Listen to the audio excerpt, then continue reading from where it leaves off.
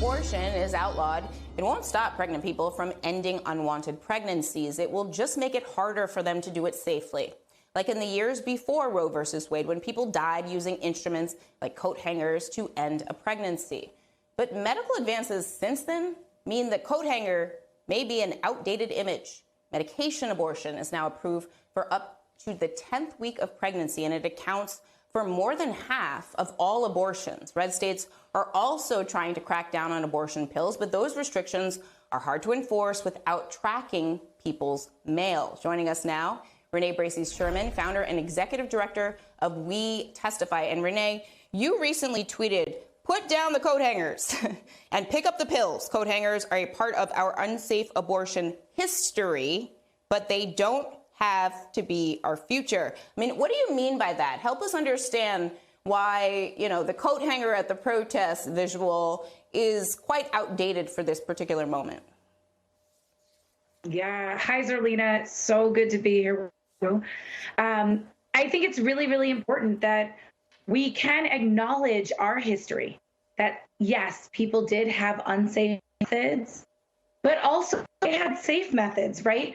The May 3rd, this past Tuesday, was the 50th anniversary of the Janes being arrested, and they performed over 11,000 safe abortions, right? There were safe abortions.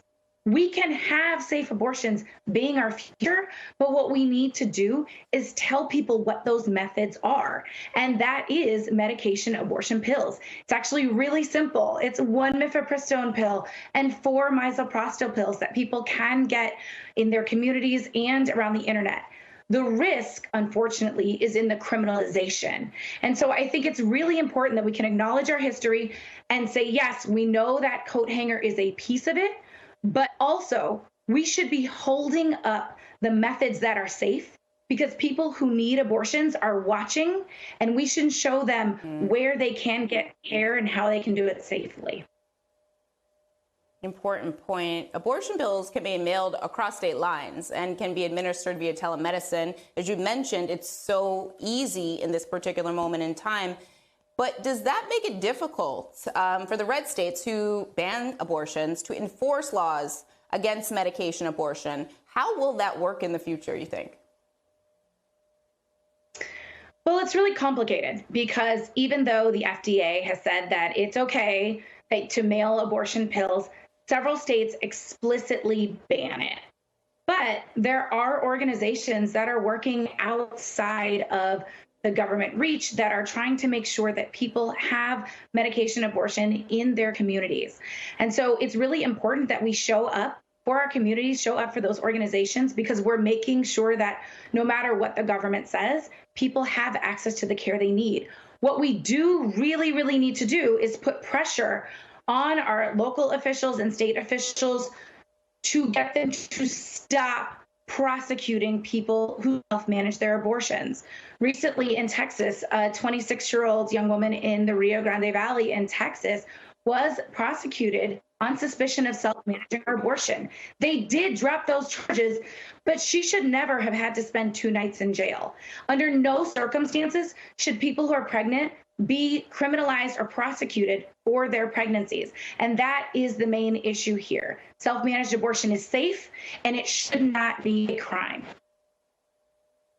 You mentioned criminalizing medication abortion and also jail. So I want to mention the new Louisiana bill that just popped up, because there are signs that states are going in that direction. So in Louisiana, they want to charge people who get abortions with homicide.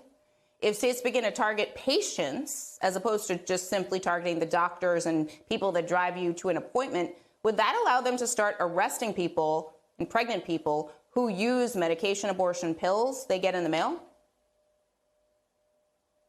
The sad fact is that they have been arresting us for years.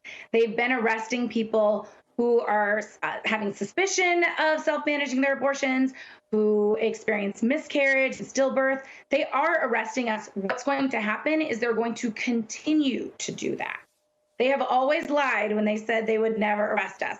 Our nation is just in love with the criminal system and tries to appear issues of healthcare and poverty with policing. So that is why, if we are pro-choice, we need to call for the defunding of police, and we need to call for the ending of criminalization of pregnancy overall. One of the things that I've seen online this week is a lot of activists talking about a post-Roe world in terms of the surveillance that some of these state governments may try to engage in, because you'll have to prove these abortions are taking place and under what circumstances. And so I've actually seen people talking about deleting phone applications that track your menstrual cycle. I mean, what are your thoughts on the potential for surveillance by these state governments? I mean, first and foremost, everyone needs to know that if you care about abortion, you need to get part of the Stop Snitching movement. The government is asking all of us to snitch on people who need abortions. Stop snitching, right? You need to just show up with love and support for people who need abortions. And yes, you need to be careful about your digital footprint to make sure that you are safe and that they cannot continue to investigate you, because they will work through your digital footprint across the internet. There are so many resources, including the Digital Defense Fund, that has support for you. Just really, really be careful. Renee Bracey Sherman, thank you so much for being here today. Please stay safe.